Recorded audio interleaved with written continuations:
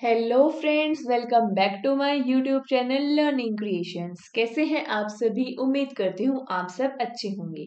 हमने स्टार्ट किया था यूजीसी नेट पेपर 2 कॉमर्स के सिलेबस को।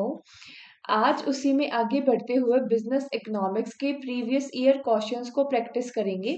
तो चलिए बिना टाइम वेस्ट करे अपनी क्लास को स्टार्ट करते हैं with the first questions of today's class on indifference curve.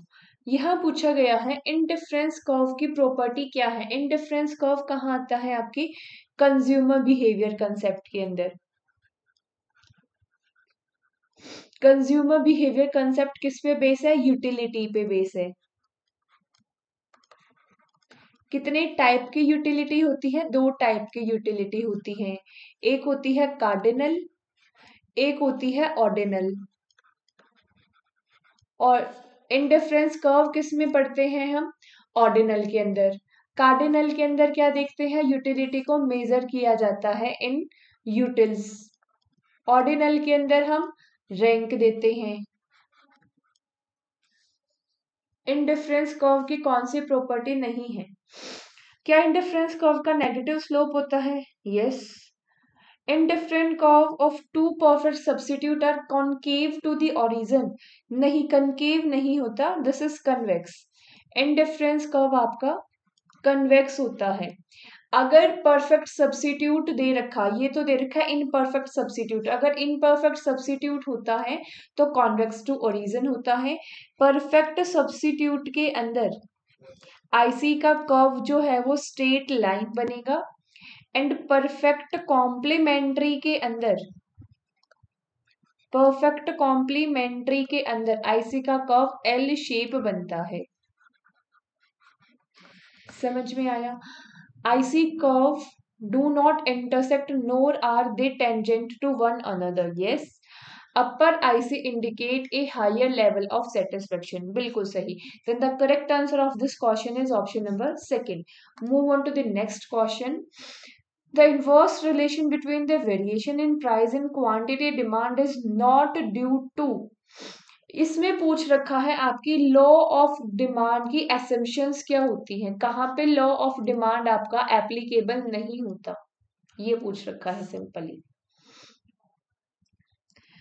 Law of demand जहां हम फ्यूचर एक्सपेक्टेशन की बात करते हैं वहां आपका एप्लीकेबल नहीं होता, क्योंकि फ्यूचर एक्सपेक्टेशन इज लाइक कि आपको फ्यूचर में लगता है कि प्राइस बढ़ने वाला है। जैसे आपका हुआ भी था, एग्जाम्पल ले लो, ऑनियन का प्राइस 10 रुपीज पर केजी था और आपको ये उम्मीद है ऑनियन का प्राइस 50 रुपीज पर केजी हो जाएगा।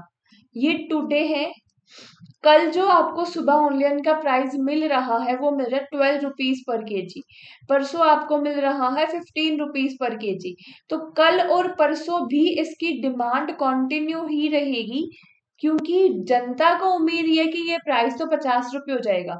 तो ये प्राइस इंक्रीज होते हुए भी डिमांड आपकी इंक्रीज ही होती है इन केस जब आप फ्यूचर में एक्सपेक्ट करते हो कि प्राइस अभी ज्यादा बढ़ेगा। then the correct answer of this question is option number C, that is future expectation। move on to the next question। again consumer behavior and utility से है ये question. consumer is set to be equilibrium maximize the total utility। consumer equilibrium में होता है जब total utility maximize होती है। when the ये when तो ये पूछ रखा है टोटल यूटिलिटी मैक्सिमाइज कब होती है, ये पूछ रखा है। कब एक कंज्यूमर इक्विलिब्रियम पे होता है? जब एक तो कंडीशन इन्होंने दे दी जब टोटल यूटिलिटी मैक्सिमम होती है, और आगे ये पूछा कब होती है total utility maximum. When marginal utility of two goods consume are equal. नहीं, ये तो हमारा कार्डिनल यूटिलिटी, ये तो हमारे ऑर्डिनल में आता ही नहीं, ये तो हमारे कार्डिनल में आता है। कार्डिनल यूटिलिटी में कंज्यूमर के इक्विलिब्रियम की दो अप्रोच होती हैं। फर्स्ट अप्रोच के अंदर आपका सिंगल कमोडिटी अप्रोच है, single commodity approach, single commodity approach में marginal unit of good X is equal to marginal price of good X हो जाता है। वहीं पे डबल कॉमोडिटी अप्रोच हमारी सेकंड है। डबल कॉमोडिटी अप्रोच के अंदर marginal unit of good X upon P X is equal to marginal unit of good Y upon P Y. Single commodity आपका बेस है लॉ ऑफ डिमिनिशनिंग मार्जिनल यूटिलिटी पे, जिसको Gaussian first law भी कहते हैं। And double commodity आपका base है law of equi marginal utility पे, जिसे गॉसन सेकंड लॉ भी कहते हैं। डिमिनिशनिंग मार्जिनल यूटिलिटी लॉ बोलता है कि जैसे ही आप एक प्रोडक्ट को कंज्यूम करते हो तो उससे मिलने वाली सेटिस्फेक्शन आपकी जैसे ही आप किसी एक प्रोडक्ट को कॉन्टिन्यूसली कंज्यूम करते हो, मैंने रिपीट की है ये लाइन, कॉन्टिन्यूसली कंजप्शन आएगा आपका, कॉन्टिन्यूसली कंज्यूम करते हो तो उससे मिलने वाली सेटिस्फेक्शन हमारी कम हो जाती है। वहीं पे इक्वी मार्जिनल यूटिलिटी लॉ आपको बोलता है कि जब आप एक इक्विलिब्रियम की बात करते हो तो दो या दो से ज्यादा प्रोडक्ट की जब बात करते हो तो उनसे मिलने वाली मार्जिनल यूटिलिटी और उन सबका प्राइस बराबर होना चाहिए। Got it?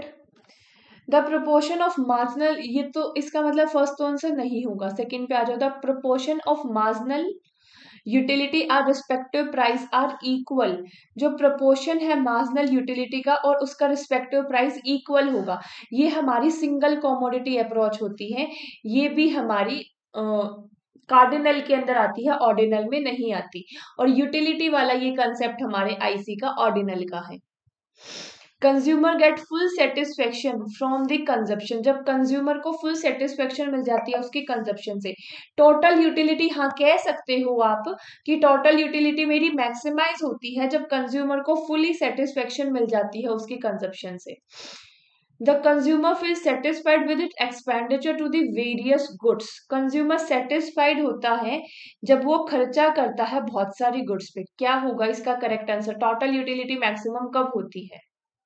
वेट, इसमें इंडिफरेंस कर्व की बात तो कर ही नहीं रखी, इसमें इंडिफरेंस कर्व की बात नहीं कर रखी, इसमें सिर्फ टोटल यूटिलिटी की बात करी है। वो टोटल यूटिलिटी कार्डिनल ऑर्डिनल कोई भी हो सकती है। अब बताओ इसका करेक्ट आंसर, मेरे को भी थोड़ा सा कंफ्यूजन हो गई थी। एक्चुअली इसका करेक्ट आंसर बनेगा ऑप्शन नंबर बी, जहां पे जो आप प्रोपोर्शन मार्जिनल यूटिलिटी का जब उसका प्राइस के बराबर हो जाता है आपकी सिंगल कॉमोडिटी अप्रोच में, तब वो इक्विलिब्रियम की सिचुएशन पे आ जाता है। तो फर्स्ट कैसे गलत हुआ? फर्स्ट में बताइए वो बोल रखा है marginal utility of two product are equal, यहाँ प्राइस भी आता है, इसीलिए फर्स्ट स्टेटमेंट आपकी गलत हुई। थर्ड स्टेटमेंट के अंदर आप इसीलिए इसको गलत बोलोगे क्योंकि fully satisfaction from the consumption, लेकिन यहाँ टोटल यूटिलिटी नहीं होती, टोटल यूटिलिटी की बात थर्ड स्टेटमेंट में कहीं भी नहीं कही गई। Got it? Next question, the isoquant curve are drawn convex to origin due to diminishing technical rate of substitution.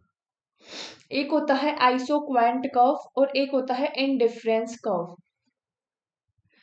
Indifference curve work करता है डिमिनिशनिंग मार्जिनल यूटिलिटी पे और ये कंज्यूमर बिहेवियर का होता है।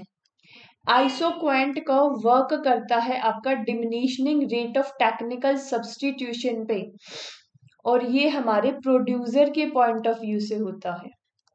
तो फर्स्ट स्टेटमेंट तो बिल्कुल आपकी करेक्ट है। The lesser the convexity of isoquant, the greater possibility of complementary of two input. Actually complementary नहीं आएगा, यहाँ पे आप substitution कर सकते हो। अगर कॉम्प्लीमेंट्री होता है तो कॉम्प्लीमेंट्री के अंदर तो आपका एल शेप कर्व बनता है, ना कि आपकी कन्वेक्सिटी कम होती है। कन्वेक्सिटी कम होने का मतलब क्या है? कन्वेक्स आपकी ये शेप होती है, ये शेप आपकी कन्वेक्स है, तो कन्वेक्सिटी कम होने का मतलब क्या है कि ये शेप स्ट्रेट लाइन होती जा रही है। स्ट्रेट लाइन तो वहां होगी जहां आप परफेक्ट सब्स्टिट्यूट प्रोडक्ट का यूज करते हो। Got it? चले आगे। When a consumer increase unit of X commodity by giving up some unit of Y commodity and even the attain the same level of satisfaction, the marginal rate of substitution calculate by, ध्यान से करना। पहले तो ये बताओ, change in sacrifice upon change in gain आता है, या फिर change in gain divided by change in sacrifice आता है? ये बता दो पहले तो मुझे। अगर ये पता है तो ये आंसर हो जाएगा।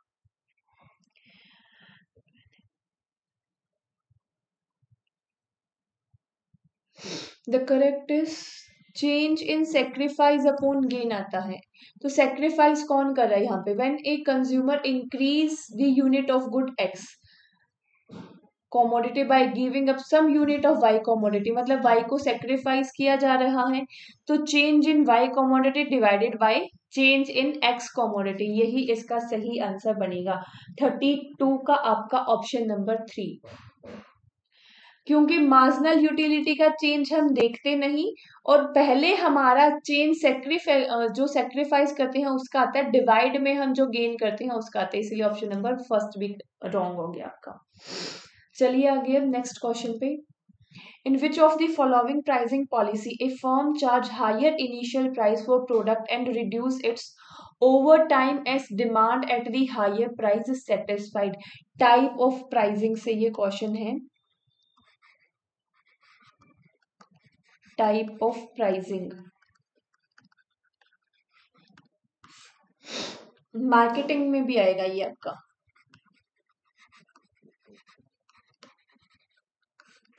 मिक्स क्वेश्चन है इकोनॉमिक्स एंड मार्केटिंग का।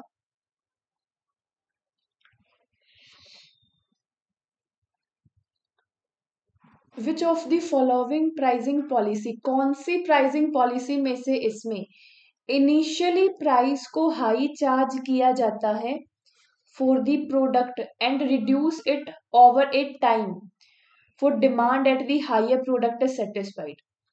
एग्जाम्पल दे देती हूं, ऐसा करता है हमारा एप्पल। अब एप्पल इनमें से कौन सी प्राइसिंग स्ट्रेटेजी का यूज करता है ये बता दो। क्वेश्चन क्या पूछ रखा है? क्वेश्चन ये पूछ रखा है ऐसी कौन सी प्राइसिंग स्ट्रेटेजी है जिसमें इनिशियली प्राइस को हाई रखा जाता है, देन धीरे धीरे प्राइस को कम कर दिया जाता है, जब हमारी हाई प्राइस पे करने वाले कंज्यूमर्स की डिमांड सेटिस्फाइड हो जाती है, तो हम लो प्राइस या मिडल प्राइस पे करने वाले कंज्यूमर्स की डिमांड को सेटिस्फाइड करने पे पहुंच जाते हैं। तो ये है आपका स्क्रीमिंग। देखो स्क्रीमिंग को याद रखो क्रीम से। क्रीम क्या? क्रीम इज लाइक दूध की मलाई। दूध की मलाई। मलाई हरियाणवी में तो बोलते हैं ना माड़, अगर कोई हरियाणा से हो तो रिलेट कर पाओगे। तो ये क्या है, स्टार्टिंग में इनिशियली जो हाई प्राइस पे कर सकते थे ना, तो पूरी मार्केट की मलाई मलाई से आपने अपना मैक्सिमम प्रॉफिट गेन कर लिया। अब आप चाहते हो कि जो मिडिल पर्सन है या मिडिल इनकम पर्सन है वो भी आपके प्रोडक्ट को खरीद ले, धीरे धीरे फिर प्राइस को कम करते जाते हो। इससे टोटली अपोजिट होती है मेरी पेनिट्रेशन प्राइसिंग। पेनिट्रेशन प्राइसिंग में स्टार्टिंग में मैं प्राइस को कम रखती हूँ ताकि कंज्यूमर मेरे प्रोडक्ट के बारे में जान पाए, देन मैं धीरे धीरे ग्रेजुअली प्राइस को हाई करती जाती हूँ। Got it? चलिए next question. The essence of law of diminishing marginal utility, law of diminishing return, sorry, ये आपका लॉ ऑफ डिमिनिशनिंग रिटर्न है। कौन से लॉ से? ऑप्शन दे रखा है इलास्टिसिटी। अच्छा पूछ ये रखा है कौन से लॉ से है। अगर कोई बता दिया फिर तो सीधा आंसर दे ही दोगे। बताओ एक बार इसका आंसर बताओ।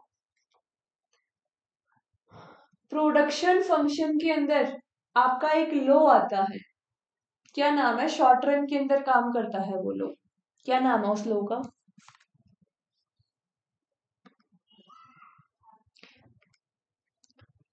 लॉ है आपका law of variable proportion. Law of variable proportion. Law of variable proportion क्या बोलता है? देखो ये आपके प्रोडक्शन फंक्शन में शॉर्ट रन में काम करता है। शॉर्ट रन में मेरे पास दो टाइप के वेरिएबल होते हैं, एक फिक्स्ड वेरिएबल और एक वेरिएबल्स। फिक्स्ड कॉस्ट या वेरिएबल कॉस्ट आप ले सकते हो। फिक्स्ड वो जो फिक्स रहेंगे, जिनके ऊपर प्रोडक्शन क्या कितनी करो फर्क नहीं पड़ता। पिछली बार भी मैंने यही एग्जांपल लिया था, यही इसी को रिपीट करते हैं। इस बार भी मैं हर बार समझाने के लिए बताती हूँ। आपके पास मशीन है, वो 500 यूनिट प्रोड्यूस कर सकती है। आप इस मशीन की जो कॉस्टिंग है चलाने की, वो 1000 रुपए की है। मतलब फिक्स्ड कॉस्ट होगी आपकी 1000 रुपए। 100 यूनिट प्रोड्यूस करते हो, पर यूनिट की वेरिएबल कॉस्ट आपकी 10 रुपीज है। 100 यूनिट प्रोड्यूस करते हो तो फिक्स्ड कॉस्ट तो 1000 ही होगी। 100 यूनिट के हिसाब से वेरिएबल कॉस्ट भी 1000 होगी। कितना होगी? टोटल कॉस्ट होगी 2000। यूनिट ऑफ प्रोडक्शन हो गई 100, पर यूनिट कॉस्ट आ गई 20 रुपीज।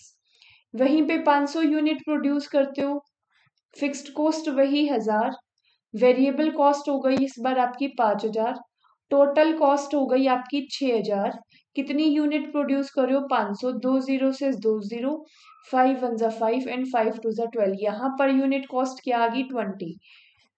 तो लॉ ऑफ वेरिएबल प्रोपोर्शन आपको ये बोलता है, जब एक फिक्स्ड लैंड एरिया पे या फिक्स्ड एरिया के ऊपर आप प्रोडक्शन को इंक्रीज करने के लिए सिर्फ और सिर्फ again and again variable factor के इनपुट को इंक्रीज करते जाते हो, तो एक टाइम के बाद वेरिएबल फैक्टर से आपकी कॉस्ट आपका production increase, not cost, variable factor को इंक्रीज करने से प्रोडक्शन इंक्रीज होने की बजाय आपका प्रोडक्शन डिक्रीज हो जाता है। ये बताता है law of variable proportion. Overall law of variable proportion ये बोलता है कि जब आपका एक लैंड एरिया फिक्स्ड है तो उस पर आप एक लिमिट से ज्यादा वेरिएबल फैक्टर नहीं लगा सकते, और अगर ऐसा करते हो तो उससे मिलने वाला रिटर्न आपको नेगेटिव ही मिलेगा। क्योंकि देखो, मेरे पास एक मजदूर इतने हिस्से में काम कर सकता है, ठीक है, ये मेरा लैंड एरिया है। एक मजदूर अपनी एफिशिएंसी से इतने हिस्से में काम कर सकता है। यहाँ एक मजदूर लग गया, यहाँ दूसरा मजदूर लग गया, यहाँ तीसरा मजदूर लग गया, यहाँ चौथा मजदूर लग गया।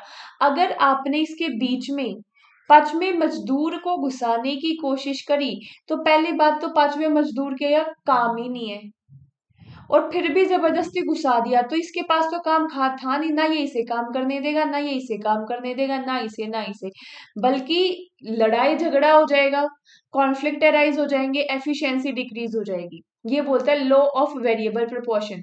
तो लॉ ऑफ वेरिएबल प्रोपोर्शन में जब तक हमारे पास ये 1% था, जब तक हमारे पास ये 1% था, तो हमारी एफिशिएंसी फुलफिल नहीं थी। तो ये है हमारा इंक्रीजिंग रिटर्न। जब तक मैं नए नए मजदूरों को लगा रहा हूं और मेरी एफिशिएंसी इंक्रीज होती जा रही है, number of unit of production increase होता जाता है, तो उसको बोला जाता है इंक्रीजिंग रिटर्न।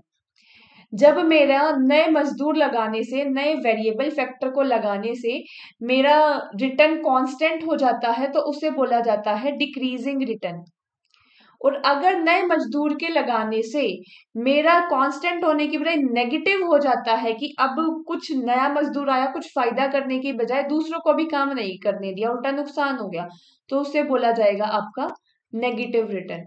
तो आपसे यहां पूछ रखा है the essence of law of diminishing return. Diminishing return के अंदर क्या होता है? डिमिनिशिंग रिटर्न के अंदर जो आपकी मार्जिनल प्रोडक्शन होती है वो कम होती जाती है। डिमिनिशिंग रिटर्न के अंदर आपकी मार्जिनल प्रोडक्शन यहाँ पे कम होती जाती है। समझ में आया ये क्वेश्चन भी?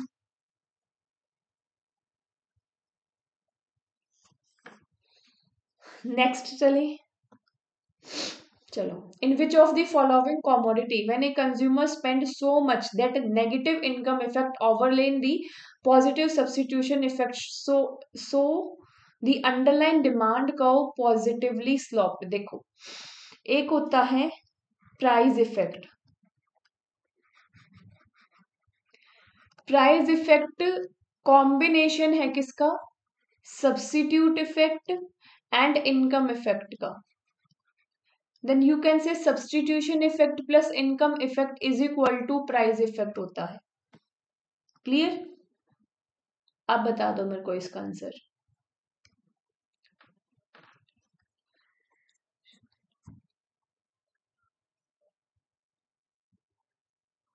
देखो, इतना तो क्लियर है, सुपीरियर गुड या नॉर्मल गुड तो नहीं आएगा।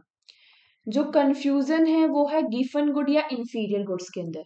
एक टेबल बना लो और लिख लो ये चीज। इनकम इफेक्ट, एक सेकेंड प्लीज।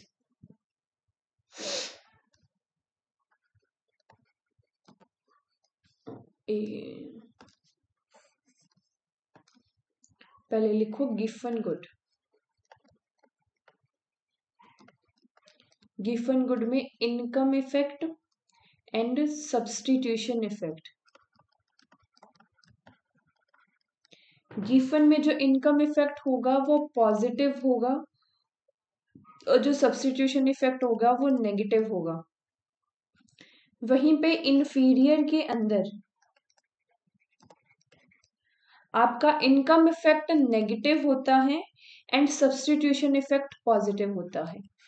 नेगेटिव पॉजिटिव का मतलब क्या है? पॉजिटिव का मतलब अगर इनकम बढ़ेगी तो गिफन गुड्स की डिमांड भी बढ़ेगी, अगर इनकम घटेगी तो गिफन गुड्स की डिमांड भी घटेगी।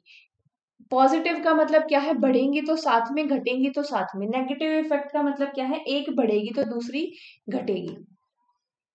सो द इसका करेक्ट आंसर जो आपका बनेगा वो बनेगा आपका गिफन गुड। समझ में आया? क्योंकि यहाँ पे हमारे इनकम इफेक्ट नेगेटिव की बात कही गई है, जो ओवरवेम करता है हमारे पॉजिटिव सब्स्टिट्यूशन इफेक्ट को। Got it?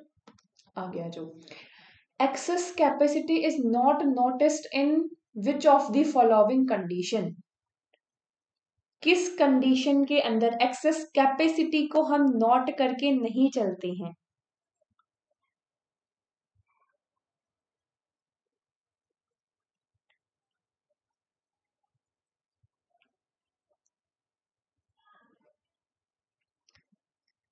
बच्चा ये होता है आपके परफेक्ट कंपटीशन में।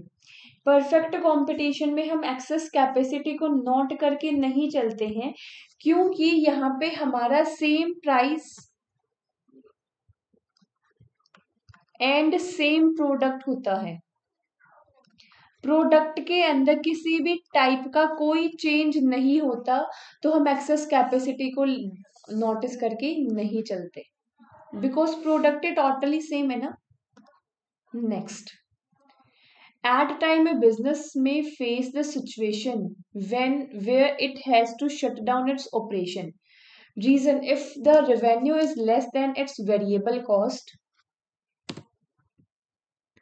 the operation should be closed in context of above situation.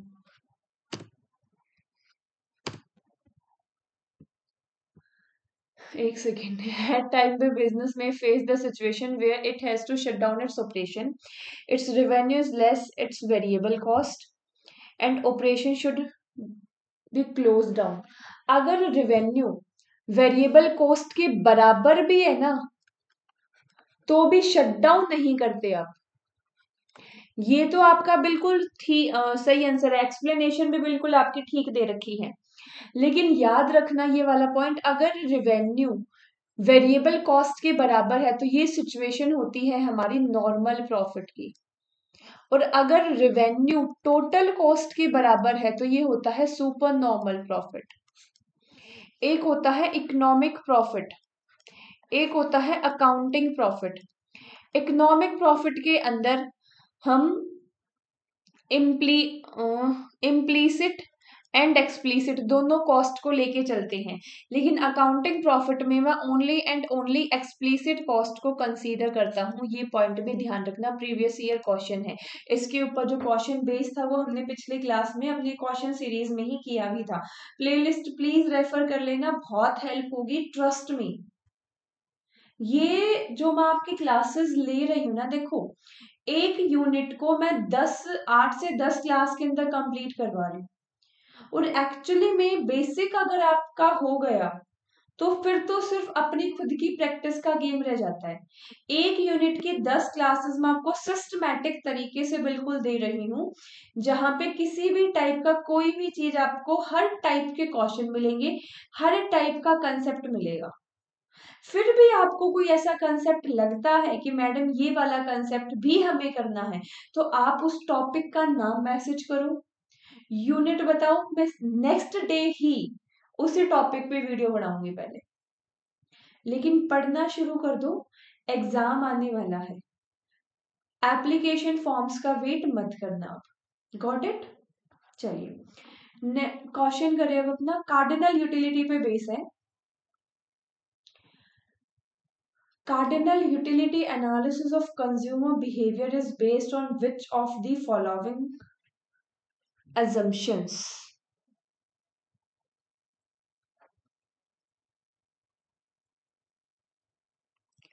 Utility are measured in cardinal numbers, जिसको कहा जाता है यूटिल्स। बिल्कुल सही। Constant marginal utility of money, मतलब कि MUM आपका कांस्टेंट होता है। बिल्कुल, यहीं से आपका फर्स्ट भी आएगा, सेकंड भी आएगा। ये ऑप्शन भी कट गया, ये ऑप्शन भी कट गया।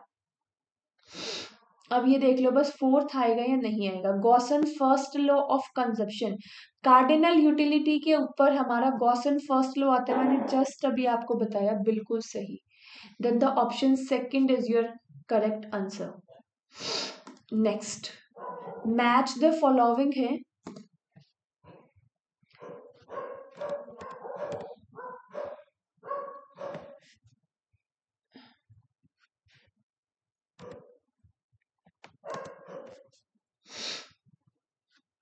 इसको और कर दो एक बार, मैं थोड़ा सा साइज इसका छोटा कर देती हूँ ताकि आपको रीड करने में वहीं पे इजी हो जाए।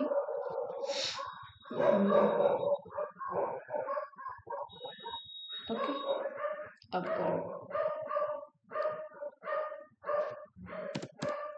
Complementary goods, substitute goods, competitive goods and inferior goods. देखो, इलास्टिसिटी हमें 3 टाइप की पढ़नी है। एक होती है इनकम इलास्टिसिटी, एक होती है प्राइस इलास्टिसिटी, एक होती है क्रॉस इलास्टिसिटी। क्रॉस इलास्टिसिटी के अंदर आपके सब्स्टिट्यूट गुड्स एंड आपके कॉम्प्लीमेंट्री गुड्स आते हैं। सब्स्टिट्यूट गुड्स वो गुड्स जिसकी सब्स्टिट्यूट गुड्स वो गुड्स जिसको एक अगर अवेलेबल नहीं है तो हम दूसरे को यूज कर सकते हैं। फेमस एग्जांपल आपने सुना भी होगा, टी एंड कॉफी। वहीं पे कॉम्प्लीमेंट्री गुड्स कौन सी होती हैं? कॉम्प्लीमेंट्री गुड्स वो गुड्स होती हैं जो दोनों एक ही साथ काम देंगी। अगर एक महंगा हो गया तो दूसरे की डिमांड अपने आप कम हो जाएगी। एग्जाम्पल ले लो, कार एंड पेट्रोल। पेट्रोल के प्राइस महंगे हो गए तो कार की डिमांड कम हो जाएगी। इसे कहा जाता है कॉम्प्लीमेंट्री गुड्स।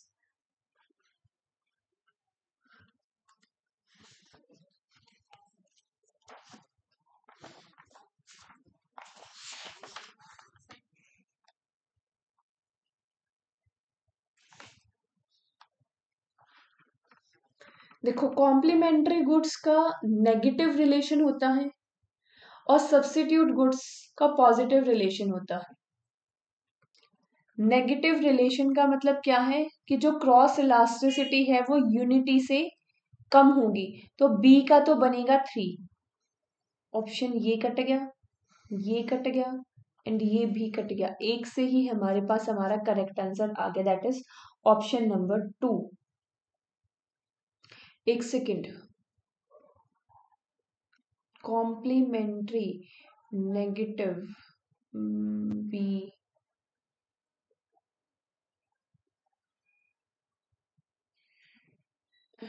एक सेकेंड, इसमें मेरे को थोड़ा सा डाउट है।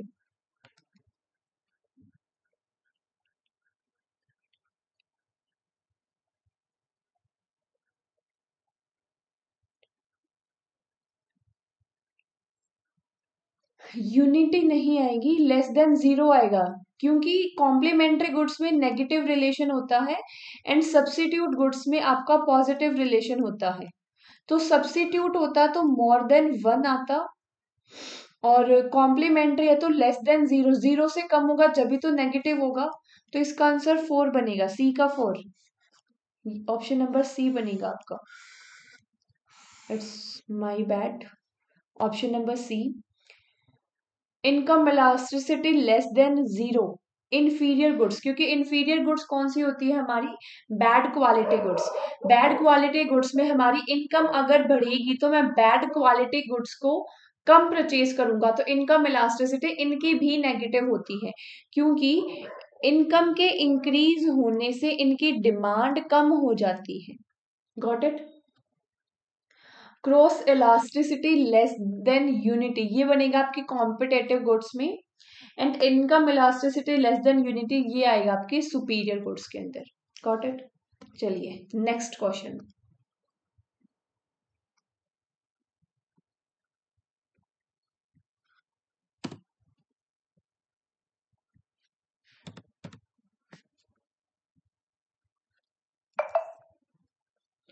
Production function is based on which combination of main characteristics, production function की बात करी गई है।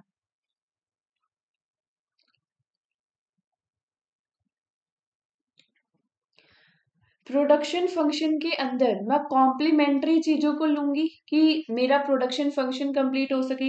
मशीन एंड ऑयल एक साथ ही यूज होगा, उनके बिना हमारी प्रोडक्शन नहीं हो सकती। और मैं सारी चीजों को लेने के बजाय मैं कुछ स्पेसिफिक थिंग्स को ही यहाँ पे कंसीडर करके चलती हूँ, मेरे को हर चीज की जरूरत नहीं है। तो यहाँ इसका ऑप्शन नंबर बनेगा 3। ये थोड़ा सा बेसिक था, बेसिक अंडरस्टैंडिंग से भी हो सकता था, है ना, मुश्किल नहीं है, don't worry. Next, type of market structure, monopoly से क्वेश्चन है। The monopoly involve social cost mainly due to emphasise on which of the following. Monopoly के अंदर आपकी इन्वॉल्व होती है सोशल कॉस्ट, क्यों इन्वॉल्व होती है वो पूछ रखा है आपसे। Earn net profit in all possible situation, मैं नेट प्रॉफिट अर्न करता हूँ हर पॉसिबल सिचुएशन के अंदर। ये तो कोई बड़ी बात नहीं है, हर बिजनेस ही ये चाहेगा, चाहे वो मोनोपोली हो, मोनोपोलास्टिक हो, या ओलिगोपोली हो या कोई और। हर बिजनेस यही चाहेगा कि मैं एटलीस्ट नेट प्रॉफिट पे रहूं ऑल पॉसिबल सिचुएशन में। तो ये स्पेसिफिक मोनोपोली के लिए नहीं है। Lower output at higher cost in normal profit situation, low output at higher cost. हाँ देखो, ये इसका करेक्ट आंसर बनेगा। मोनोपोली में क्या होता है, आपको ये पता है कि ये जो प्रोडक्ट आप बना रहे हो ये सिर्फ आप ही बना रहे हो, कोई और नहीं बना रहा है। तो उसमें आप क्या करते हो, उसके प्रोडक्शन को लिमिटेड रखते हो, उसके प्रोडक्शन को जो है वो आप लिमिटेड रखते हो, एंड लिमिटेड प्रोडक्शन की वजह से जो कॉस्ट होती है वो ज्यादा हो जाती है, और आप लोअर आउटपुट प्रोड्यूस करते हो क्योंकि प्रोडक्शन लिमिटेड रखते हो हाई कॉस्ट पे, फिर भी आप नॉर्मल प्रॉफिट के सिचुएशन पे रहते हो। तो ये पैसा जा कहां से रहा, ये हमारी सोसाइटी की ही तो कॉस्ट बनेगी ना, सोसाइटी से ही तो चार्ज कर रहे हो ना, प्रोडक्शन इंक्रीज क्यों नहीं कर रहे हो otherwise. Charging different product from different category of buyer of the same product. हाँ देखो, मोनोपोली के अंदर प्राइस डिस्क्रिमिनेशन होता है, लेकिन वो आपकी सोशल कॉस्ट के अंदर कंसीडर नहीं कर सकते आप उसे। प्राइस डिस्क्रिमिनेशन होता है मोनोपोली में, 3 टाइप का प्राइस डिस्क्रिमिनेशन होता है। फर्स्ट, जहां पे आप कंज्यूमर सरप्लस को मिनिमाइज करते हो। सेकंड, जहां पे आप ज्यादा क्वांटिटी के अंदर अपने प्रोडक्ट को सेल आउट करना चाहते हो ताकि आपका प्रॉफिट मैक्सिमाइज हो सके। आप डिस्काउंट जब भी देते हो कंज्यूमर को जब वो ज्यादा क्वांटिटी परचेज करता है, ये भी एक तरीके का प्राइस डिस्क्रिमिनेशन होता है। थर्ड, जहां आप जियोग्राफिकली रीजन वाइज अलग अलग प्राइस चार्ज करते हो, पहाड़ों पे कुछ और प्राइस, नॉर्मल एरिया पे कुछ और प्राइस, बट ये आपकी सोशल कॉस्ट के अंदर कंसीडर नहीं होता, ये पॉइंट को ध्यान रखना। नेक्स्ट, अगेन मोनोपोली का क्वेश्चन है। Monopoly create a social cost called deadwood loss because some consumer who are willing to pay for the product to its marginal cost are not served. कुछ person ऐसे होते हैं जो कि पे करना चाहते भी हैं, पे करने के एबल भी हैं, प्रोडक्ट को परचेज भी करना चाहते हैं, लेकिन फिर भी उन्हें प्रोडक्ट नहीं मिलता क्योंकि प्रोडक्ट बनाया ही नहीं गया। एक मेरे पास एक प्रोडक्ट है, इस प्रोडक्ट का प्राइस मेरा 1000 रुपीज है। एक है मेरा चिंटू, एक है मेरा मिंटू। मिंटू भी 1000 रुपए देने के लिए तैयार है इस प्रोडक्ट पे, चिंटू भी देने के लिए तैयार है, मिलेगा तो एक को ही ना। Then the assertion is your totally correct, बिल्कुल करेक्ट होगा, एग्जैक्टली। रीजन दे रखा है there is a exceed excess capacity of the production of firm if these incur losses. Is this correct explanation? अरे रुको एक मिनट, मोनोपोली क्रिएट सोशल और फिर नीचे भी क्या है, ये क्वेश्चन में थोड़ी सी गड़बड़ है गाइस, एक सेकेंड प्लीज।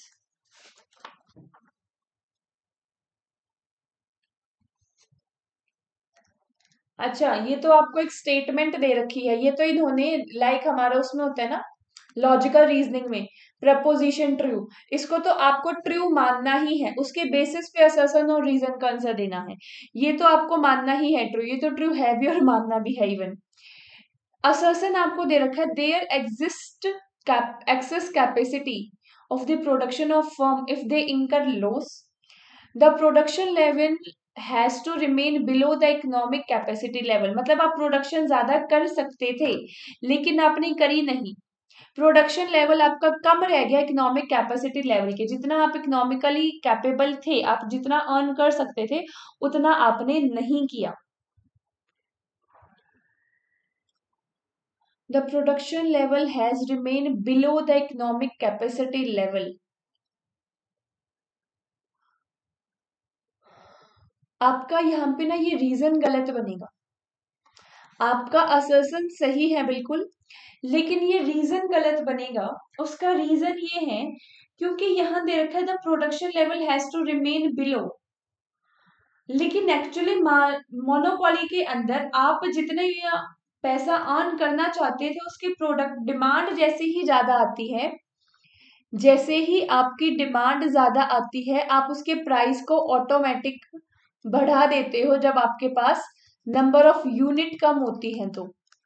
तो उस हिसाब से आप इकोनॉमिक कैपेसिटी का प्रॉफिट तो जरूर अर्न कर ही लेते हो, तो ये गलत है, इसीलिए ये गलत है। Okay, there exist excess capacity of production of a firm if they incur loss. एक बार इस क्वेश्चन को स्टार ना कर लो, मैं बाकी मैंने जो बताया है रीजन तो वही है। आपका ऑप्शन नंबर 3 बनेगा इसमें, लेकिन फिर भी मैं इसको एक बार दोबारा चेक करूंगी। ये बता दो टोटल कॉफी, इसको तो रहने दो कॉफिशिएंट वगैरह को, ये बता दो, ये मैंने पिछली ही क्लास में बताया था आपको, पिछली क्लास में बताया था मैंने आपको। कार्डिनल यूटिलिटी किसने दी थी, ऑर्डिनल किसने दी थी? कार्डिनल आपकी अल्फ्रेड मार्शल ने दी थी, ऑर्डिनल आपके हिक्स एंड एलिन ने दी थी।